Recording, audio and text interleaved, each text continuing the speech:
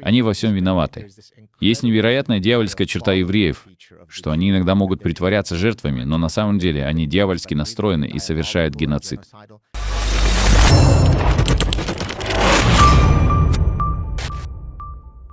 Гад Саад был на шоу Джо Рогана, рассказывая об исламе. Вы знаете, что я не люблю глубоко погружаться в религию, когда речь заходит об этом конфликте.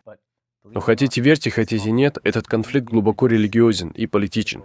Существование еврейского государства на Ближнем Востоке является экзистенциональным оскорблением. Взгляните на другие религиозные меньшинства по всей Аравии. Много столетий назад Египет был полностью христианским коптским государством на 100%. Сегодня в нем осталось 10% коптов. Что случилось с коптами? Раньше в Сирии было много христиан. Что случилось с ними? Раньше в Ливане было много христиан. Их по-прежнему около 30-35%, но раньше Ливан был страной, где большинство составляли христиане. Итак, цель ислама — не отдельных мусульман. Опять же, мне не нужно предварительно говорить, что есть миллионы и миллионы прекрасных, добрых, миролюбивых мусульман. Конечно же, они есть. Но ислам как идеология. Терпим ли он к другим? Что ж, у нас есть 1400-летняя история, которая либо говорит о том, что это так, либо нет. Нам не нужно смотреть видео на ТикТоке, и нет ничего более ясного, чем слова Мухаммеда, пророка ислама, который сказал, что вам нужно избавить Аравию от христиан и, конечно же, от евреев. Таким образом, существование Израиля является оскорблением для этого. Еще одно замечание, и я вернусь к нему. В исламе есть понятие, называемое Дар-аль-Ислам и Дар-аль-Хараб. Это означает дом ислама и дом войны.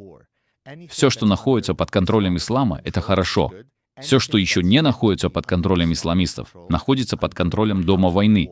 Как только территория оказывается под контролем ислама, и они ее теряют, они должны вернуть ее обратно. Это их вечное владение. Вот почему, например, при Андалусии, которая в какой-то момент находилась под их контролем, то есть на территории нынешней Испании, которая находилась под контролем мавров, исламских завоевателей, многие джихадисты скажут: «Иншаллах, мы должны отвоевать Андалусию. Это наша земля, потому что когда-то она была под нашей властью. Поэтому Израиль не может существовать сам по себе». Так зачем я это все говорю? Вы не можете обрести покой, когда есть другая сторона, которая на самом деле никогда не захочет, чтобы вы существовали. Вот в чем суть. Если вы сможете изменить сердца людей, которые скажут: «Послушай, я получаю кусок земли, ты получаешь кусок земли. Давай вместе построим невероятно динамичное сообщество. У вас будет мир. Но если вас с детства учат, что евреи — причина всех бедствий в мире, у вас не будет мира». Но тебе не кажется, что есть евреи и есть израильтяне, которые относятся к палестинцам так, как будто они хуже их? Это так. И в Техасе, с точки зрения отношения к испаноязычным людям, темнота человеческого сердца не монополизирована какой-то одной группой. Есть очень злые евреи, и есть невероятно милые и добрые евреи. Есть очень милые мусульмане и невероятно жестокие мусульмане. Так что нет монополии на тьму человеческого сердца. Я признаю это. Конечно, есть евреи, которые не очень хотят иметь соседей палестинцев. Но как человек, выросший в двух мирах, я еврей, говорящий по-арабски. Я общаюсь с кучей мусульман, я общаюсь с кучей евреев. Слышал ли я когда-нибудь, чтобы кто-нибудь в моей еврейской семье говорил: «О Боже, я не могу дождаться, когда мы уничтожим 1,5 миллиарда мусульман в мире»? Я никогда такого не слышал. Но слышу ли я постоянно: «Иншаллах, мы избавимся от евреев»? Каждую секунду. Тебе просто нужно сказать: «Привет, Ахмад», и следующая реплика будет: «Черт возьми, мы должны избавиться от евреев». Теперь это стало реальностью. Это действительно так распространено там, где вы находитесь? Это так же распространено, как жара в Техасе. Это определение. Собственно говоря, я придумал одну игру, в шутку, но я говорю серьезно. 6 степеней евреев. Так что это игра о 6 степенях еврея. Кевин Бейкон. Точно. Итак, я рассказываю вам о бедствии в мире, и у вас есть 6 причинно-следственных связей, чтобы обвинить еврея. Например, амазонская лягушка только что умерла в Амазоне. Поехали. Я публикую это в Твиттере, и люди отвечают.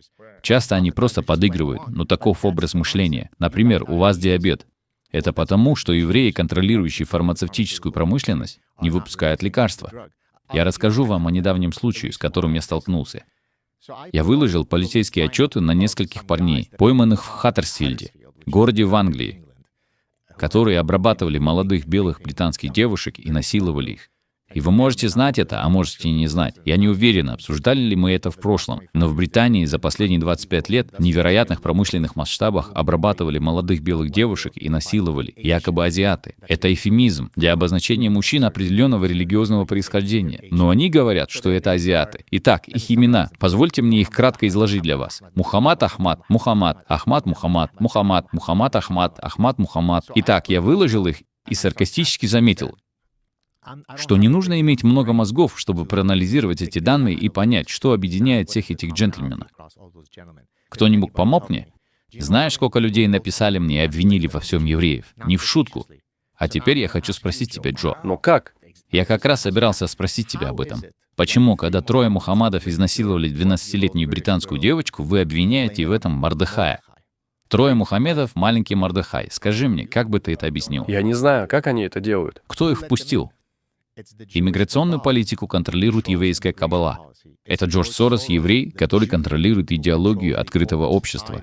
Я не думаю, что можно просто связать Джорджа Сороса с евреями. Если вы посмотрите на его политику, то увидите, что он выступает против западной цивилизации. Я согласен, но для ненавистника евреев нет никакого причинно-следственного объяснения. То есть один человек, который просто оказался евреем. Или они указывают на кого-то другого. Я не знаю, кто она, кажется, ее зовут Барбара Лернер или что-то в этом роде. Кто-нибудь поправит нас в разделе комментариев. Есть видео, где она говорит что-то вроде: «О, знаете, нам нужно наводить страну иммигрантами». И она, оказывается, еврейка. Но на каждого еврея, выступающего за политику открытых дверей, приходится другой еврей, который не поддерживает политику открытых границ. Стивен Миллер, работавший в администрации Трампа, еврей. Он, вероятно, больше всех был против иммиграции открытых дверей. Но таков образ мысли ненавистника евреев. Их обвиняют во всем. В евреях есть невероятно дьявольская черта, заключающаяся в том, что они иногда могут притворяться жертвами, но на самом деле они дьявольски настроены и совершают геноцид. Это ужасно, чувак. Это странно. Просто странно, что это стало так общепринято.